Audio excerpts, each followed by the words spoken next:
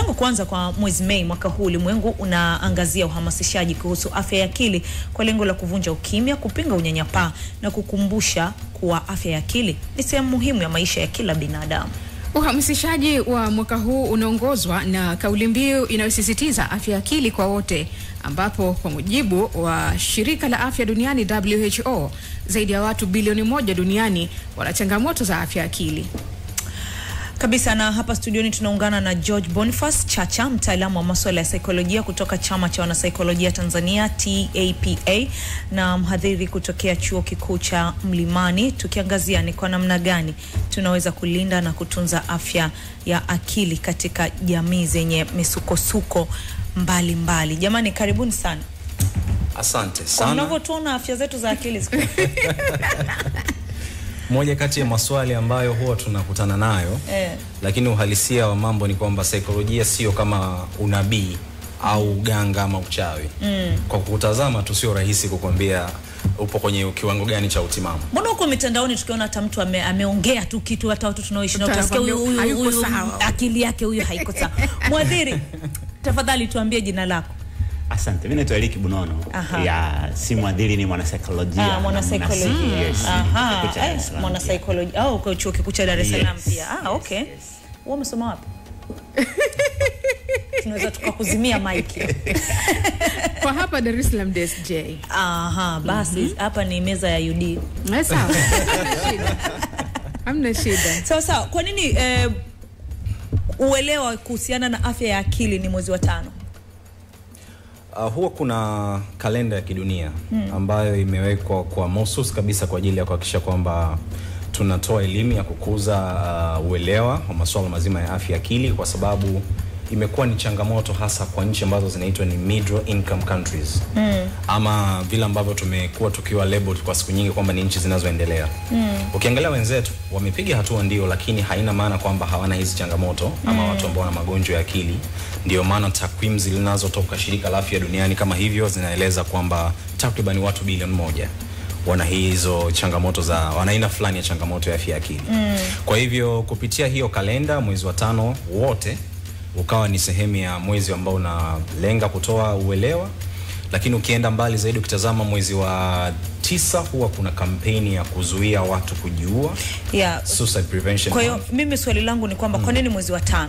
Kwa sababu hapa ni kama stress zinakuwa zimeshapungua, sio? Mimi ningedhani ingekuwa Januari tumesha, yani Januari ile mtu unawaza kodi, unawaza ada, umemaliza hela zote kwenye Christmas na mwaka mpya, lakini kwa nini Mei?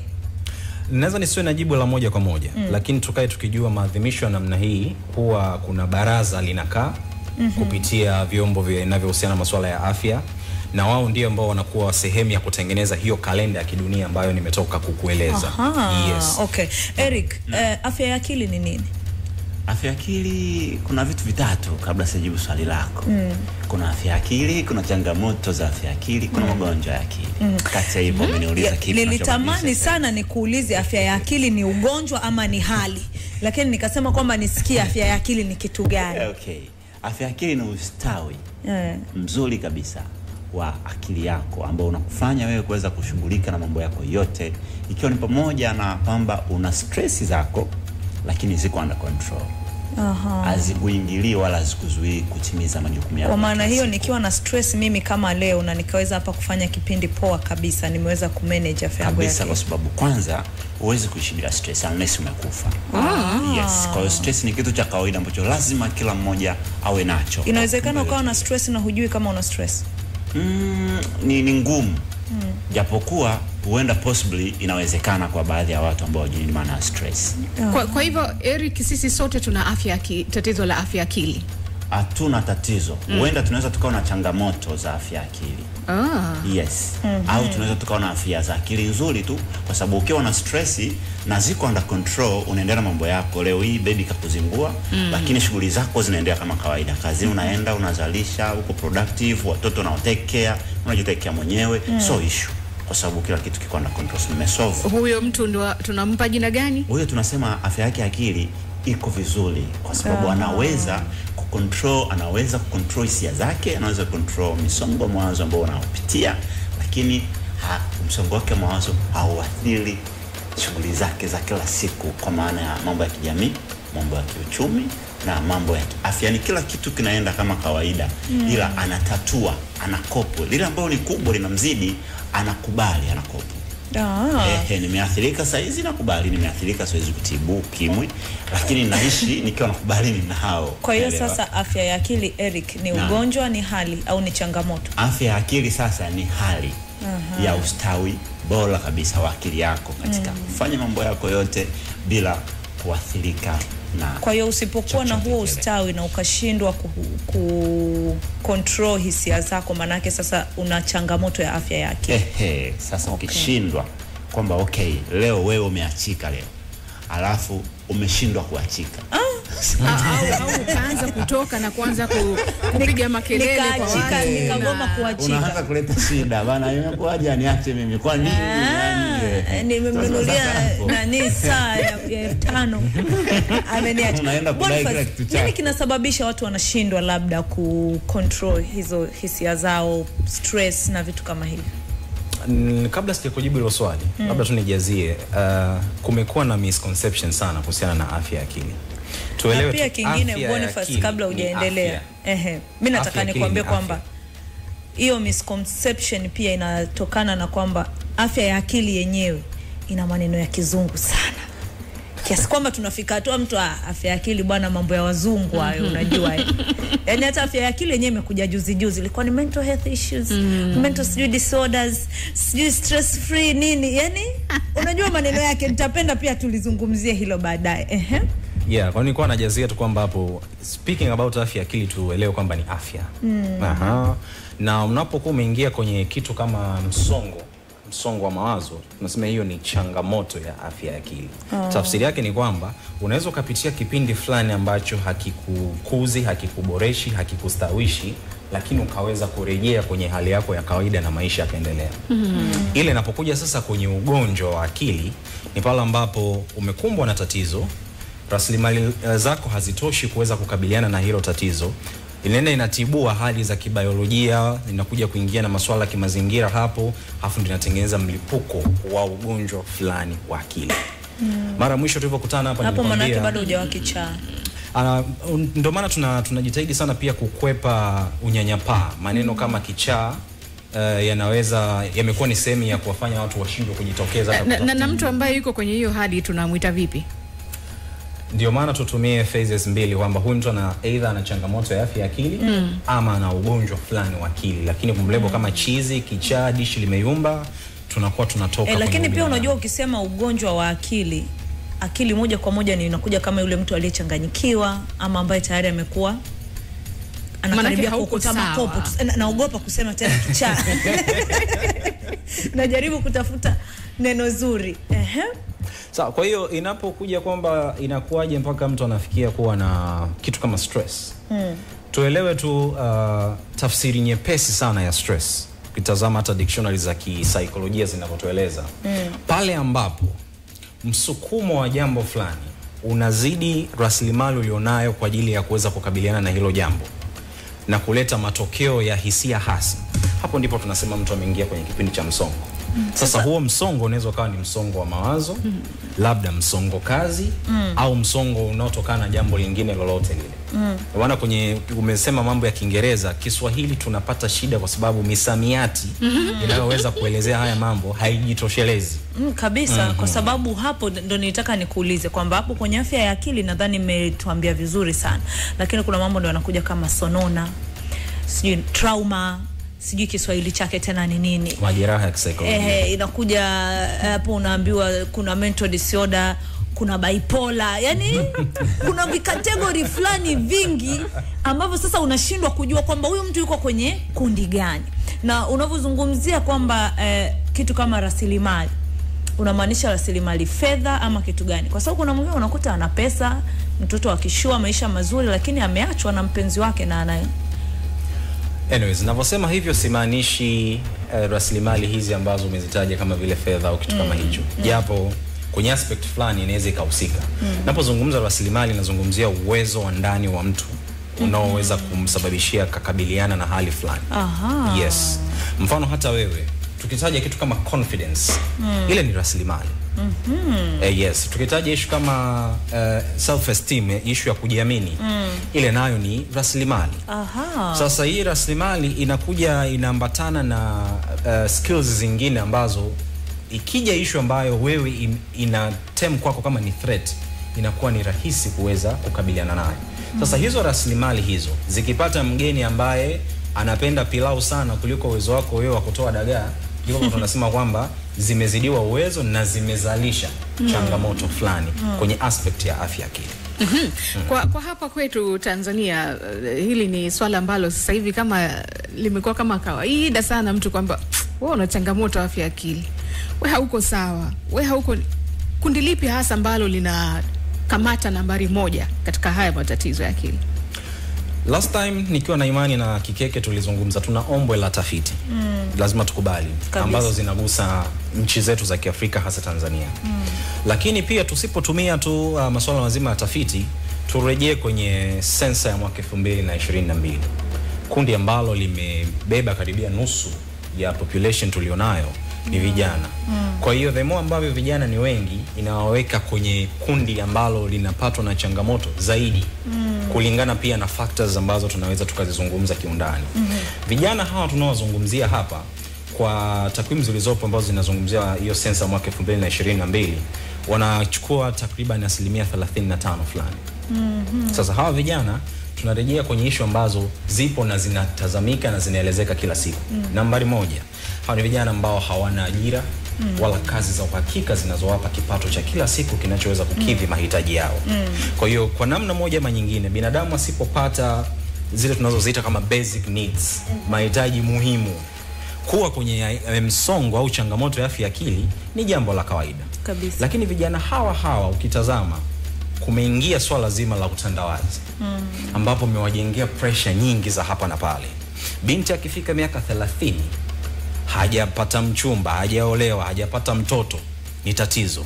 Mtoto wa kiume akifikisha miaka 29 kuelekea 30, hana gari, hana kiwanja, hana hiki, ni changamoto. Kwa hiyo hizi pressure ambazo zinatengenezwa pia kwa kuonyeshwa kwamba maisha ni rahisi, yanawezekana, yanawapa taarifa ambazo sio sahihi, ambazo wao wakizileta katika uhalisia wa mambo zinakutana na ukuta, inakuwa ni changamoto. Lakini turejee kwenye uhalisia wa mambo. Tumetoka kwenye familia ambazo ulitaja trauma mwanzoni. Malezi tuliolelewa. Kuna mtu hapo ukimuuliza bana ulikuwaje, atakwambia mimi nyumbani kwetu ilikuwa ni kambi ya jeshi. Lakini tumelelewa katika mazingira ambayo hatakuwa tunapewa nafasi ya kujielezea. Tumelelewa katika mazingira ambayo uongo unapokelewa kuliko ukweli. Ukisema ukweli unaadhibiwa, ukisema uongo jambo linakwenda. Kwa hiyo unakuja ukuta namna ambavyo tumelelewa, tukitaka kupractice yale mambo ukubwani, tunakuta kuna kitu kumbe hakiko sawa. Nitakupa mfano ambao unaishi. Tuna struggle sana na mahusiano kwa vijana. Haya mahusiano ya kimapenzi. Lakini wengi ukitofuatilia vizuri, ukafanya exploration zako nzuri za kisaikolojia, utagundua tunashindwa kutoa ama kupokea upendo kwa sababu tulivyolelewa, tulivyokuzwa, kulikuwa kuna magepu ambayo yanatupa changamoto sasa ya sisi kuweza kuendana na mazingira yalivyo. Lakini kuna issue za kibiolojia, Imani. Yuko mtu ambaye anaweza kuzaliwa kwa kurithi magonjwa ya akili kutoka kwa wazazi. Kwamba hakuna takwimu rasmi za kundi ambalo linaonesha kuongoza kwa haya masuala ya afya ya akili, lakini huenda ni vijana kutokana na kwamba ndio idadi kubwa kulingana na sensa ya mwisho. Sasa kama ulivyotaja sababu, masuala ya mazingira, imani zetu, tamaduni, mtindo wa maisha, labda pia na makundirika, sivyo? Yeah. Kijana afanye nini ili kuhakikisha kwamba analinda afya yake ya akili, licha ya kwamba kuna heka hizi zote ambazo yani kwenye mpira wanasema unapigwa left right, sio? Ukijiepusha na hili linakuja. Na unataka kuwa chambuzi. Kwa vijana, na kwa kuwa pia nimekuwa ni trainer masuala ya afya akili, na vijana nimewatrain sana. Unajua ile study ya kutengeneza hali ya utoshelevu inazidi kupungua kadri siku zinavyozidi kwenda. Nikimaanisha kwamba kutosheka na kuridhika ama kuwa na shukrani ya kila ambacho unacho kwa wakati huo. Changamoto yetu kubwa kama vijana tulionayo, kama ambavyo nimetoka kuelezea kwenye sababu, tunataka kuwa na kingi, lakini kwa jitihada ndogo bila hata kuangalia kwamba kumbe maisha huwa yana mchakato wa kufikia sehemu fulani. Iwe ni kupata kipato, iwe ni kukua kitaaluma, kibiashara, lakini pia kuna jambo jingine ambalo linashindwa kutupa hiyo stadi ya kutengeneza utoshelevu, kujua kwamba maisha hayajawahi kuwa na mstari ulionyooka kiasi hicho. Kwa hiyo kijana yeye anachoamini kulingana na mindset aliyojijengea, maisha yamenyooka hivyo tu. Kwa kikumbwa na changamoto ambayo unaweza kusema hii binadamu aina yoyote ana uwezo wa kukabiliana nayo, yeye anaona kama ndio mwisho wa kila kitu. Ndio maana tumekuwa tuna visa vya vijana kujichukulia hatua mkononi, kwa maana wanasitisha uhai wao. Wengine wanajikuta wametumbukia kwenye uraibu, hasa uraibu wa pombe na muda mwingine dawa za kulevya, wakitafuta unafuu na raha nyepesi ambazo zingeweza kutatuliwa kwa stadi zingine. Lakini mtindo wa maisha hapa, Imani, hauepukiki. Tunaishi katika mitindo ya maisha ambayo kiukweli haiboreshi afya zetu za mwili wala haiboreshi afya zetu za akili. Inaelezwa binadamu wa kawaida anatakiwa kulala kwa wastani wa masaa 6 mpaka 8. Kesho ni Ijumaa. Mimi naomba niwapa assignment Imani na dada hapa. Jaribuni na nyinyi kuua usingizi wenu kwa kesho, sio dhambi. Tutawaelewa.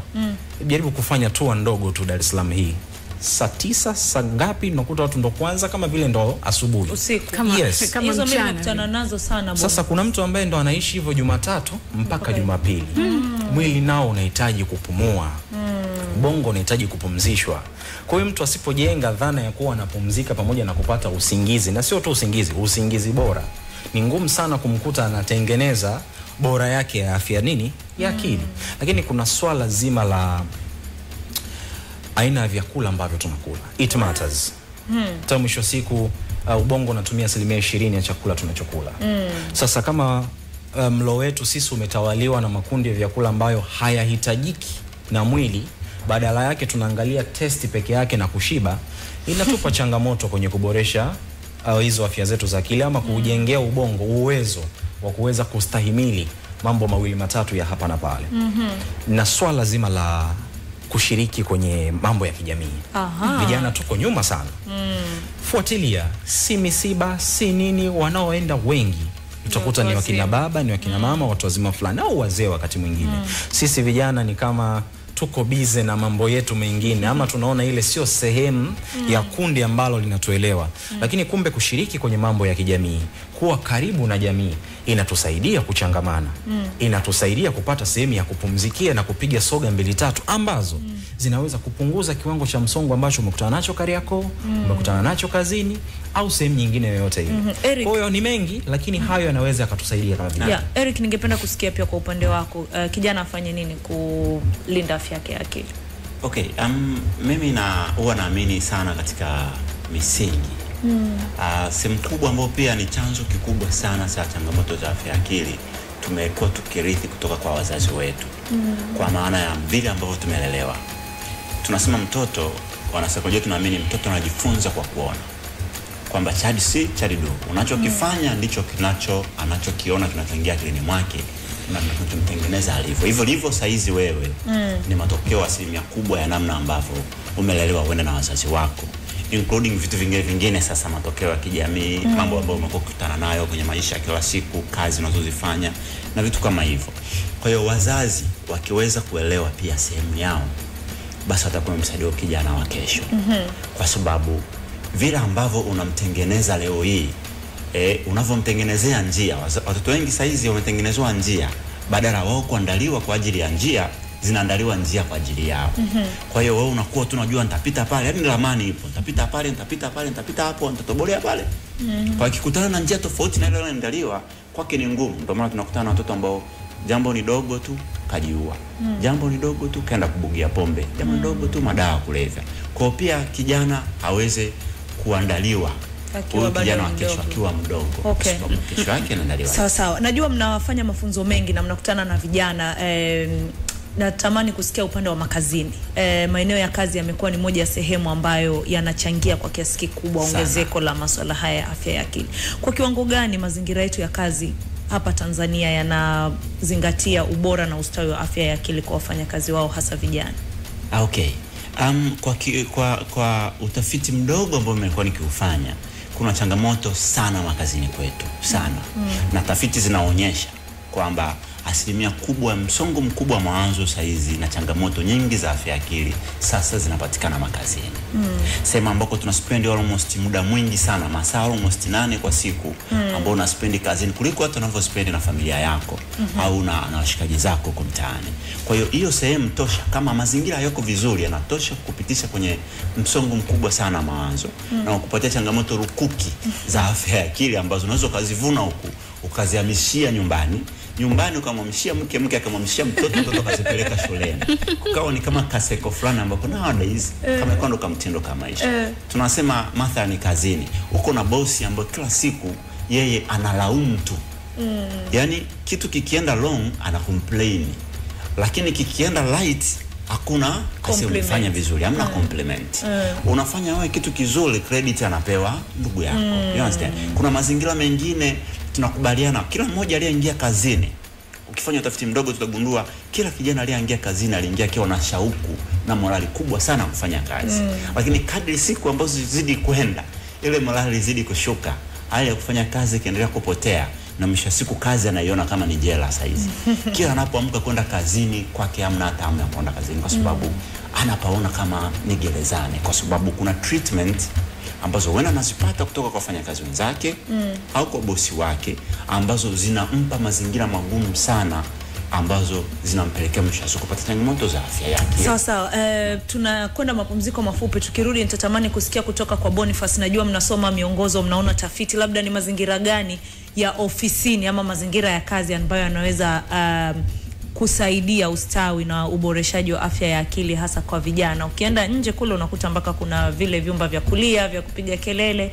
Je, ni standard hiyo ambayo tunatakiwa kuwa nayo na Tanzania na ipo ama hatuzingatii kabisa? Ukija kazini ni wanasema mchaka. Natamani kusikia kutoka kwako ni mazingira gani ya ofisi ambayo yanachagiza ustawi na ustahimilivu wa afya ya akili hasa kwa vijana? Swali zuri sana. Na ni moja kati ya maswali ambayo huwa siulizwi mara kwa mara. Nashukuru kwa kuniuliza. Mazingira yoyote ambayo hayana unyanyapaa, mazingira ambayo yanatoa rasilimali sawa za kutendea kazi, mazingira ambayo matokeo tunayoyataka yanaendana na uwekezaji uliowekwa, sio wa vifaa peke yake, lakini kwa watu, na wakati mwingine kuwaelewa wafanyakazi hawa ambao ni vijana, kunaweza kufanya hilo eneo la kazi likawa ni sehemu salama sana. Lakini eneo la kazi hili likiwa linaanza kutengenezewa kama makundi fulani, labda Imani wewe ni mtendaji kazi mzuri kweli kweli, dada hapa anajikongoja, lakini mimi kama kiongozi namsaidiaje dada kuwa bora kama wewe? Ina maana huyu mimi nitamboreshea afya yake akili, lakini wewe nitakuweka kwenye kiwango cha utimamu ambao unatakiwa. Lakini ikiwa wewe ndiye nitakuwa na kutumia tu kama mfano, hamna nachomsaidia dada hapa, nitamnyongonyeza. Lakini pia wewe kuna wakati ambapo naweza nikakutengenezea kiburi ama ego ambayo nayo baadaye inaweza kukutengenezea wewe changamoto za afya akili. Lakini tunafahamu kazi huwa zina demands zake. Ni namna gani ambavyo hizi kazi zinaendana basi na miongozo inayowekwa na shirika la kazi duniani pamoja na mashirika mengine ambayo yana deal na welfare za wafanyakazi. Nilikuwa napita kwenye mtandao, sina uhakika kama inatoka kwenye source inayoaminika, lakini imeonyesha hapa katikati kuna rate kubwa ya wafanyakazi Gen Z vijana ambao wanafukuzwa sana kazini.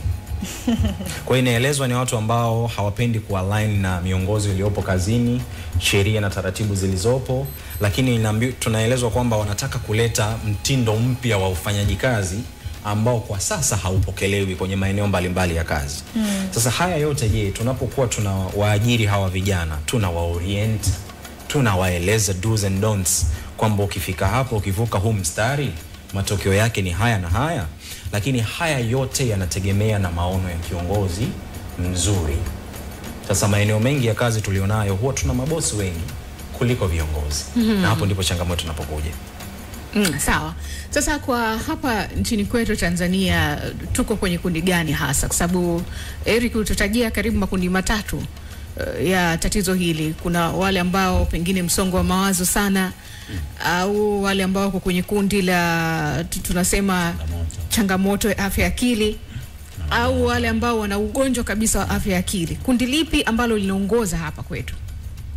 hapa bahati mbaya sana kama alivyosema George, utafiti bado kwetu ni changamoto, lakini kwa tafiti ambazo zimekuwa zikifanywa na shirika la afya duniani inaonyesha changamoto za afya akili ndo bado ziko nyingi sana. Sasa hizi tunasema tuna moja kati ya watu 7 anahisi na wanasema Kiingereza wanatumia conditions au symptoms za magonjwa, maana yake dalili za magonjwa akili. Hapo ni moja kati ya 7. Lakini kwa changamoto huenda ikawa ni tofauti na hivyo kwa sababu hatuna tafiti zinazozungumza. Lakini kitu kingine ambacho kinatupa ugumu ni kwamba mimi hii moja kati ya 7 wameenda kwenda kuripoti kwamba bwana mimi na changamoto hizi. Tukakurekodi kwamba okay huyu ana changamoto, ndio inakuja ile. Je, wangapi ambao hawafiki? Kwa mara mwisho tukiaulizana hapa, ni nani kwa mara mwisho alienda hospitali akitaka kucheki kiwango chake cha afya yake akili kiko bora kiasi imani lini? Sio tu mara ya mwisho, sijawahi.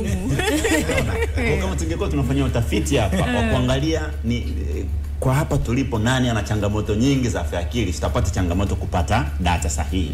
Kwa sababu pia hatuna record za watu wanaokwenda kutafuta msaada kwa sababu ya mazingira pia yalikuwa magumu. Kwa hiyo huenda kwa tunaozidi kuyaona changamoto na dea kusema changamoto ni nyingi kuliko huenda kwenye watu ambao wana afya njema ya akili. Kwa sababu ukiingia makazini kwetu utakuta kuna watu wako very stressful. Mtu ni wa moto, ana hasira wakati wote. Kuna mtu anataka apewe yeye tu kipaumbele. Kuna mtu anataka awe sahihi tu wakati wote, hataki kukosea.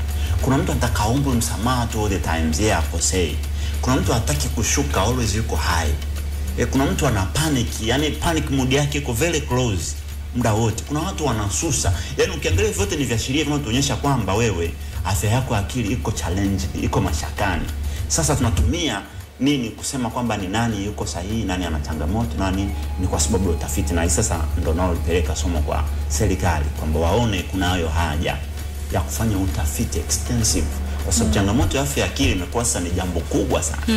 Lakini hatuna tafiti zinazoonyesha ni kwa kiasi gani ili tatizo ni kubwa. Tumekuwa tukiinvest kwenye vitu vingine. So far bado hatujafikia sehemu tukasema okay, we need to invest hapa kujua tatizo ni kubwa kiasi gani, ili tujue tunafanya intervention vipi, tunawasaidiaje. Huwezi kumsaidia mtu bila kujua ukubwa wa tatizo. Sawa, kwa hali ambavyo inavyoendelea kwa sasa hivi, kwa sababu halijaanza kuzungumzwa leo hili tatizo na linakuwa kila uchao lazidi kuongezeka, ni kwamba hii elimu haitufikii huko mitaani ipasavyo, ama ni nini ambacho kinakosekana kwamba sisi tumekuwa tunapuuza afya zetu za akili, ama ni kitu gani? Elimu tunatoa lakini si kwa kiwango hicho, si kwa kiwango ambacho kinahitajika. Kwa mfano utakubia tu mfano mdogo. Saizi tuna single parenting wengi sana. Na kila kukicha kuna mtu yuko very proud kuishi peke yake without getting married, asioe wala kuolewa kabisa. Lakini je, kuna mtu anajua madhara ya kupata mtoto peke yake, kumlea akiwa peke yake? Hakuna. Tumezoea kuona kuna watu wakisimama somewhere wako very proud, mimi nakuza mtoto peke yangu na mtoto anaenda vizuri tu. Wale wanaitwa tena wanapewa na zawadi ya kwamba ameweza kulea peke yake. Lakini umeshasikia mtu anakuambia ugumu anaopitia katika kumlea yule mtoto is very challenging. Kuna utafiti mdogo tu nimeushika nao kwa naufanya kuhusu matatizo ya afya ya akili ambao wanapitia watu waliokuzwa na mzazi mmoja. Ni makubwa sana. Hao watoto they are very hard kabisa kuishi kwenye mazingira yote yale. Kwenye mahusiano ni wagumu, mahusiano kwa very challenging. Ukimpata utaomba mrudishe nyumbani kwao ndani ya siku. Ngumu sana. Kazini ni changamoto. Ukimkuta amekuwa bosi, ndo Mungu wangu utashika kichwa. Kwa sababu kila kitu hakuna kinachokwenda, na tunakoelekea ndo uko, kwa sababu vijana ni wengi na changamoto wanazo nyingi, na hao ndo kesho nakuja kuwa viongozi. Sasa imagine unapata kiongozi mwenye tatizo pale na hajui ana tatizo, maana yake ile tatizo naambukiza kwa watu wengine wote. Tunafanyaje sasa Eric ili tuweze kuokoa taifa letu, kwa sababu majanga juu ya majanga na mambo. Ukienda kwa masini ya kama Eric anakuambia Gen Z wana nidhamu kabisa kwa sababu tu umehoji kitu. Lakini inabidi waelewe kwamba hiki ni kizazi kingine, sivyo? Of course, tunajaribu kufanya saizi ni kwa kweli ni kutoa elimu ya uelewa. Watu wajue kwamba afya ya akili ni kitu cha msingi sana. Hapa Kiyumba maisha yaendi mahali. Lakini tunaendelea kutoa elimu kwamba changamoto za afya akili ziko nyingi sana na vyanzo vyake ni vingi. Wengi wanaishia kusema tu ni pesa, lakini viko vingi sana. Malezi, trauma alikuwa anasema juzi zipitia kwenye maisha, unyanyasaji tunaopitia kila siku, pia kukosa pesa ni changamoto nyingine. Mahusiano, jenzi wanaingia sana kwenye mahusiano. Mimi niko chuo kikuu, lakini huko ndo sehemu ambako watu wanakuja kuanza mahusiano. Hatari. Huko nyumbani tumewaweka ndani. Ukimkuta tu na kijana wa kiume anapigwa hizo bakola, lakini unasahau kuna siku ataenda chuo, atakuwa very free. Hataweza kuchagua anayemtaka. Yeye mtengeneza mazingira au niwe tu wanaume ni wabaya, wanaume ni wabaya, wanaume ni wabaya. Sasa amekutana nao, yuko free. Anachagua anayojisikia mwenyewe. Kwa mahusiano saizi yanawapeleka huko sana. Ndio maana tuna watoto wengi ambao ni mioyo imeshakuwa barafu kwa sababu ya mahusiano. Kukutana naye, yani unaomba tu Mungu akusaidie. Boniface, tunafanyaje? Taifa ndo hili tunasema linazidi kuchanganyikiwa kwa sababu ya changamoto hizo mbalimbali ambazo mmezizungumza hapa. Ni nini hasa ambacho mnakiona hiki kikipewa nafasi kinaweza kikaleta hueni kwenye hili? Naomba nikuulize swali. Ukipata sasa hivi maumivu ya kichwa unaenda wapi? Hospitali. Unatafuta tu.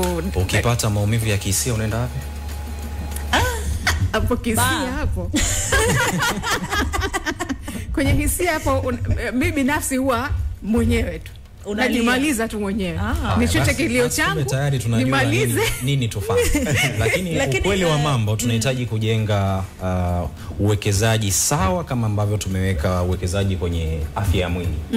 Kwa maana ya kwamba tunahitaji kuwa na elimu kama ambavyo nimetoka kusema Eric hapa, ya uelewa, watu wafahamu. Lakini pia mimi si muumini sana wa kutibu. Tukitoa elimu ambayo ina prevent, ina kinga haya mambo yasitokee kwa kiwango kikubwa, tutakuwa tumelisaidia taifa kwa asilimia kubwa. Lakini sasa tuwezi kufanya hivyo kama pia hatuna tafiti. Ili tujue kwamba tunatakiwa tupeleke msaada fulani Njombe, Mwanza, Shinyanga au wapi, ni mpaka tuwe tumepata matokeo ya tafiti zetu kwamba pale kwa hali hii yenye vichochezi hivi tukifanya kile naweza kusaidia. Lakini jambo jingine la msingi ni sisi wenyewe ku prioritize, kuweka vipaumbele vya afya zetu za mwili na akili, kwa sababu ni mambo mawili ambayo yanaingiliana, hayatenganishwi. Ninaposema hivyo ninamaanisha kwamba kama unaweza ukaumwa tumbo ukaenda hospitali, basi kumbe ukipata changamoto za kihisia nenda kaonane na wataalamu wa masuala ya afya akili na saikolojia. Ili pale ambapo wewe rasilimali zako hazijajitosheleza ama hauelewi nini kinachokusumbua, basi wao kwa utaalamu wao, kwa sayansi yao, kwa vipimo vyao wakueleweshe na kukutengenezea njia nini cha kufanya. Boniface na Eric, mimi natamani kusikia kutoka kwenu kuhusu hii tiba. Ukiongea na watu wengi ambao wamekwenda kupata huduma za kitabibu kwa wanasaikolojia kama ninyi, concern kubwa ni gharama. Mtu anakuambia ni ukimkutana na huyo therapist bwana, yani unakuta sijui nusu saa unalipa laki na ngapi. Sijui kwa siku unapangiwa fee labda $300,000, laki ngapi. Kwa gharama imekuwa kama ni kubwa, na hii ndio imesababisha pia hata watu wengi kwenye jamii wanadhani kwamba kwenda kumuona mwanasaikolojia ni gharama kubwa sana. Sio kwa sababu amewahi kwenda, lakini kwa sababu tu amesikia story. Na anaashumu kwamba sasa bwana, mambo ya mental health ni ugonjwa wa matajiri. Naomba nijibu swali lako kwa aspect mbili. Moja, ni kweli kwa hali ya kimaisha tulionayo sisi kama Watanzania kwa kipato cha chini ni gharama. Na ni gharama kwa sababu hizi huduma hazijaweza kurasimishwa na serikali. Lakini nimefurahi hivi karibuni nimeona, nafikiri ni katibu wa Wizara ya Afya Dr. Morel amesema kwamba sasa wataanza kuintegrate hizi huduma kwenye bima ya afya ya taifa, NHIF, which is itasaidia sana kwa wale ambao wana hiyo bima kuweza kupata hizi huduma. Lakini inakuja kwenye concern nyingine ya pili, imani vipaumbele. Kama mtu ana uwezo wa kwenda bar, akafunga bar, akanunua crate na crate, akaenda akala chakula sijui cha laki ngapi, seafood sijui inaletwa inawaka moto, akaacha shingapi, hawezi kushindwa kujiwekezea kwenye masuala yake yanayohusu afya yake ya akili. Kwa hiyo ni kweli kwamba hizo gharama zipo, kwa baadhi ya watu zinawashinda, lakini wapo ambao wanaweza kuzimudu, lakini wanaona kama sio issue ya kuweza kuiwekea kipaumbele. Ila sasa tunapoelekea wizara inazintegrate kwenye NHIF. Kwa hiyo maybe tunakokwenda hili swala la gharama linaweza likapungua. Lakini kitu kingine ambacho naweza naomba sana nisisitize, mtu yoyote mwenye nia ya jambo hawezi kukwepa gharama. Imani, mimi nataka kutangaza Crown Media. Lakini rate yenu iko kwenye level fulani. Na kweli nina jambo langu ambalo naamini kupitia Crown Media linaweza kuwafikia Watanzania. Hivi nikikaa tu nyumbani hata nisije kunegotiate, hiyo huduma yangu itasikika kupitia Crown Media? Sawa, kwa nusu saa. Na saizi tuna offer ya 20%. Kwa nusu saa unanilipa tuseme kama mtu asikilize atakuja offer imeisha atasema Crown wana bei. Kama unasema kwamba mtu anasema labda nusu saa unaacha laki na, si ndio? Kuna humanitarian grounds. Mtaalamu fulani, mimi na changamoto hii na hii, lakini kwa rate hizi siziwezi, mimi na uwezo wa kuishia hapa. Tunafanyaje? Okay, labda mimi chingine ninachokitazama kwamba pengine tunachukulia kwamba ni vitu vya kawaida sana. Leo nitawaza, kesho kutwa nitapata kitu kidogo kitanisahaulisha, au nitachukulia kitu cha kawaida, maisha yataendelea. Kama mpenzi sinapata mpya. Umeona? Nitapata mpya au nitafanya nini? Vitu vya namna hiyo. Utatafuta tu namna ya kujiweka sawa. Lakini kuna vitu ambavyo ni ngumu kupata suluhisho la haraka na ukajikuta kwamba umerejea kwenye hali yako ya kawaida. Labda mtueleze, unapojiweka katika hali ya namna hii kwa muda mrefu, kama unapata msongo wa mawazo, changamoto zinakutesa kwenye akili zako, mwisho wa siku ni nini ambacho kinaweza kutuathiri pakubwa zaidi, ambapo kama tunakwepa gharama hii iliyopo, baadaye ni ipi ambayo tunakwenda kukutana nayo? Okay, vizuri. Ulishawahi kujua kwamba kuna baadhi ya magonjwa ya moyo yanachagizwa na msongo wa mawazo? Yeah. Ulishawahi kujua? Je, ulishawahi kujua kuna baadhi ya changamoto za mfumo wa mmeng'enyo wa chakula wa binadamu unachagizwa kwa kuwa na kiwango fulani cha msongo wa mawazo? Yes, labda kukosa hamu ya kula kwa sababu ya mchoko. Unafahamu kwamba baadhi ya magonjwa ya ngozi yanasababishwa na kuwa na kiwango cha juu cha msongo wa mawazo? Sasa hebu tuambie leo tujue kwamba kuna 1, 2, 3 tunaenda kukutana navyo kama tusipo. Kwa hiyo nikimwona Samira pale amenawili najua kwamba huyu yuko fresh. Sasa hapa tutaki kubashiri kama nilisema, tusiwe manabii. Lakini uhalisia ni kwamba tusipo jifunza mbinu nzuri za kushughulikia haya mambo, yana uwezo wa kutupelekea kwenye athari zingine mbaya zaidi ambazo hazikutarajiwa kutokea. Kama ambavyo nimesema, nafikiri ni mkurugenzi wa JCKI, sorry to say that, Dr. Kisenge alieleza kuna kitu kinaitwa stress induced myopathy. Kuna mishipa ya moyo ambayo huwa inasinyaa kwa sababu mtu anakuwa na chronic stress. Chiki anasikia kweli? Lakini kama ambavyo nimesema wakati najaribu kujenga hoja hapa, kuna mwingine anaanza kupata issue za constipation, anaanza kupata issues za ulcers na mambo mengine kama hayo kwa sababu ya msongo. Imani amesema vizuri. Yuko mtu ambaye akipata msongo hapati hamu ya kula. Lakini yupo ambaye akipata msongo anakula kweli kweli. Kwa hapo pia tunaenda kutengeneza kitu tunachokiita eating disorders. Kwa kuna mifumo mingi ambayo kama tusiposhughulikia mambo mapema inaweza kutupelekea huko. Ni kweli kwamba kitu kama stress sio kisababishi cha ugonjwa wa akili, lakini ni kichochezi ambacho kikikutana na kisababishi ni kwa huku kabisa. Final thing inayoenda kutupelekea ni watu kujiondoa uhai wao. As we speak, kila baada ya sekunde 40 duniani mahala fulani kuna mtu anajiua. Sasa tuna sekunde 40 ngapi katika masaa 24? Jumatatu mpaka Jumapili. Kwa ni lazima tujiweke katika namna ambayo tutengeneze mbinu bora za kukabiliana na hizi changamoto. Lakini kukimbilia pombe, kukimbilia bangi, kukimbilia sigara na njia zingine ambazo si rafiki hautatui.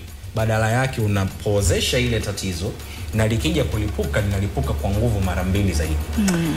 Sawa sawa. Kuna baadhi ya watu wanadhani kwamba kufanya kitu ambacho yani kurudishia kile kitu kibaya ambacho wamefanyiwa hata kikasababisha awe na msongo wa mawazo ndo ni moja ya njia ya kuheal. Nasema hivyo kwa sababu wiki iliyopita Samira nimefanya makala ya afya ya akili na ukatili wa kijinsia mtandaoni kwa wanawake ambao ni vioo vya jamii. Nilipokuwa najifunza mtandaoni naona kwamba baadhi ya watu mashuhuri anaona kwamba si amenitukana na mimi namtukana. unajua anaweza hata akachukua picha yake akaenda akatafuta profile akaweka akanitukana, lakini angalia mwenyewe maisha yake yako hivi na hivi, ama akaambia umevaa vibaya, kesho akarudia tena kuvaa vile vile akiamini kwamba labda watu wataacha. Nimeona kuna baadhi ya watu mashuhuri hiyo njia inafanya kazi. Unakuta kweli watu kwenye peji zao wakienda kuna kanidhamu fulani wameweka, lakini swali langu la msingi kwamba wanapofanya hivi wanapona au wanazidi kujiumiza? Kwangu mimi na kwa uzoefu ni mtu anazidi kujiumiza mwenyewe, lakini sema tu kwa sababu anakuwa ni kama amekafunika kwa kahali, hakasemi, hakaonekani, lakini kanamuumiza. Na umetaja watu maarufu, mimi nafikiri unaweza wengi ni marafiki zako, kana au vizuri watakwambia kwamba comments zinazokuwa zinaandikwa pale zinawaumiza kuliko ambavyo wanakuja kujionyesha, kujidhihirisha mbele ya umma kwamba it was nothing ama nimeweza hivi na vile. Sasa tuna njia mbalimbali ambazo zinaweza mtu anaweza kazitumia kukabiliana na jambo. Inayokufaa wewe inaweza isinifae mimi. Ni sawa sawa tu. Hapa wote tunaweza tukaumwa kichwa. Wewe ukatumia paracetamol ikakaa sawa, mimi nikatumia isifanye kazi. Dada akanywa maji akakaa sawa, mimi nikanywa maji inatokana na chanzo ni nini? Kwa pia hata hizi mbinu, hata kwenye matibabu ya kisaikolojia hatuna tiba moja ambayo inafiti watu wote. Hapana.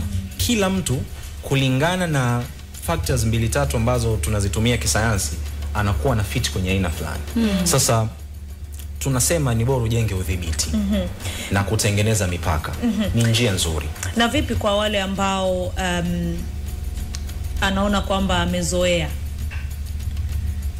Yani anakwambia mimi hayo matusi ya mtandaoni bwana nishazoea. Yani hayanishtui, ama mimi bwana kuachwa sijui maumivu ya mapenzi nimeshayazoea. Yani anaona kwamba ile hali amezoea. Kuna mwana saikolojia mmoja niliongea naye akaniambia hilo nalo ni tatizo la afya ya akili kama yalivyo mengine, manake huwezi kuzoea maumivu, huwezi kuzoea matusi, huwezi kuzoea kashfa. Ni kweli?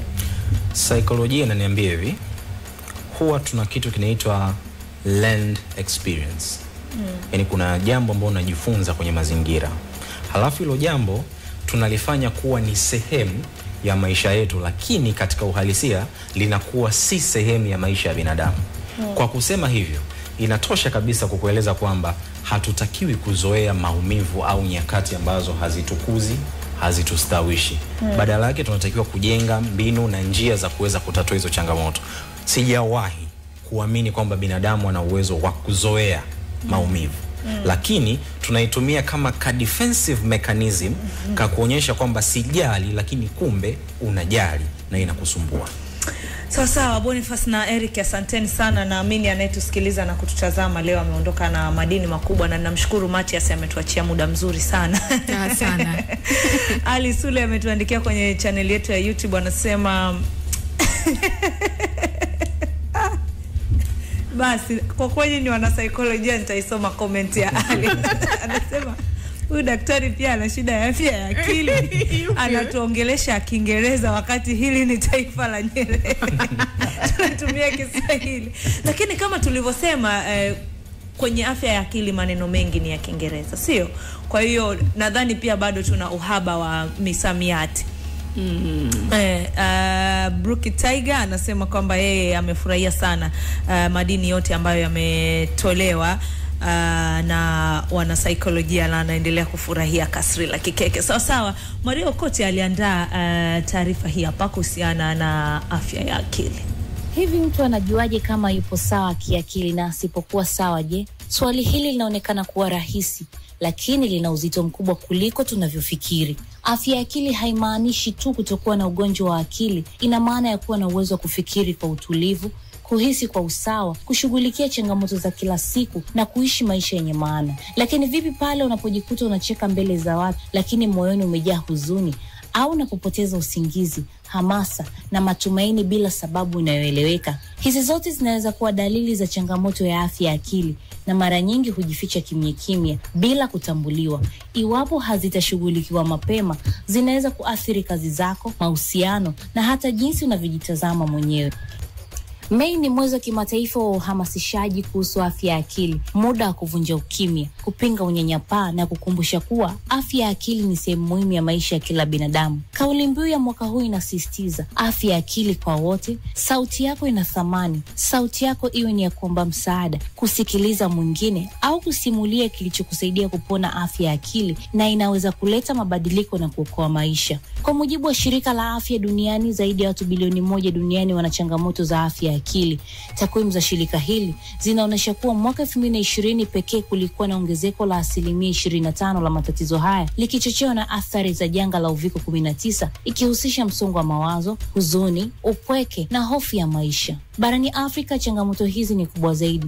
Ripoti ya mwaka 2022 ya shirika la Umoja wa Mataifa la kuhudumia watoto UNICEF na shirika la afya duniani inaonyesha vijana milioni 37 wenye umri wa miaka 10 hadi 19 wanakabiliwa na matatizo ya afya ya akili, lakini wengi wao hawapati huduma yoyote sababu ukosefu wa wataalamu, bajeti finyu na mitazamo potofu ya kijamii inayochukulia matatizo ya akili kama laana au mapepo. Nchi kama Nigeria ina wanasaikolojia 300 tu wanaotoa huduma kwa watu zaidi ya milioni 200. Kwa mujibu wa takwimu za sensa ya watu na makazi ya mwaka 2022, Tanzania ina idadi ya watu milioni 60, kati yao milioni 7 wanakabiliwa na changamoto za afya ya akili. Ingawa serikali imechukua hatua chanya kama vile kujumuisha huduma hizi kwenye ngazi ya msingi na kutoa mafunzo kwa wahudumu wa afya ya jamii, bado huduma hizi hazijawafikia wale wanaohitaji msaada. Kulingana na utafiti wa mwaka 2023 uliochapishwa kwenye jarida la Global Mental Health, hospitali nyingi za mikoa hazina wataalamu wa kutosha na watu wengi huathirika zaidi. Bajeti kwa huduma za afya ya akili iko chini ya 1% ya bajeti ya sekta nzima ya afya. Hii inaathiri upatikanaji wa dawa, vifaa tiba na mafunzo kwa wahudumu wa afya. Kwa mwaka wa fedha wa 2024-2025, mgawanyo wa bajeti ya Wizara ya Afya haikutoa kipaumbele cha moja kwa moja kwenye huduma za afya ya akili.